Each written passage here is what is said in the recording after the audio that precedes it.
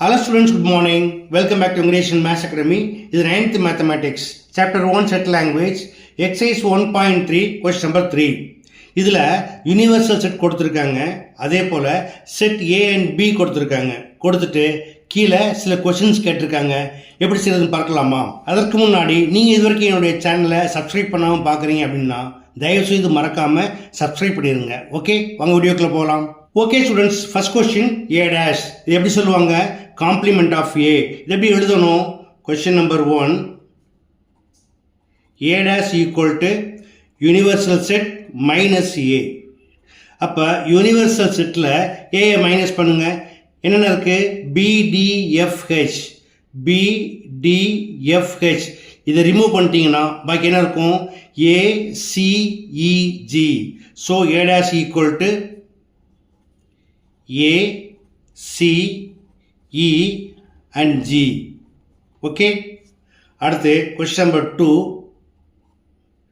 B dash. B dash equal to universal minus B equal to B என்ன இருக்குது? ADEH. இதை minus பண்ணீங்கன்னா BC DEH போச்சுன்னா பாக்கி FG. ஓகே.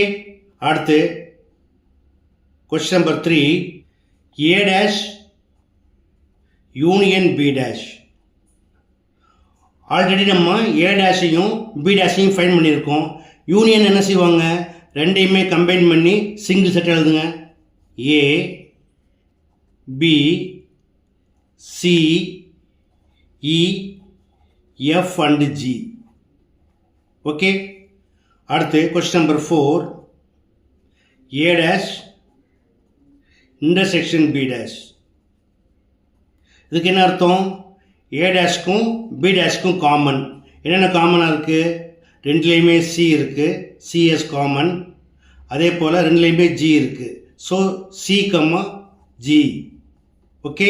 அடுத்து question number 5, A union B the whole dash. இது எப்படி எழுதுவாங்க? Equal to universal set minus A union B.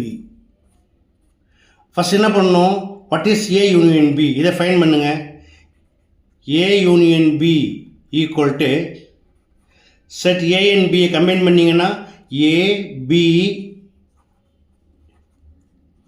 D, E, F and H. Now A union B the whole dash equal to universal செட்லேருந்து A union B மைனஸ் பண்ணிடுங்க. So யூனிவர்சலில் A to H வரைக்கும் இருக்குது. என்னென்ன இல்லையோ அது இங்கே எழுதணும். A, B, C இல்லை, D, E, F, G இல்லை. So C, G. ஓகே. அடுத்து 6th one, A intersection B the whole dash. It is equal to universal set minus A intersection B.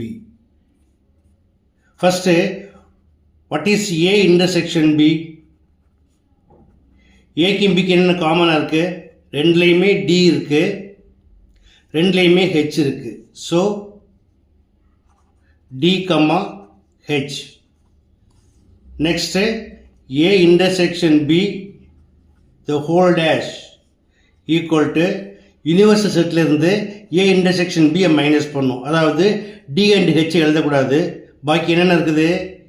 A, B, C, D இருக்குது, E, F, G, H எழுதக்கூடாது. ஓகேயா?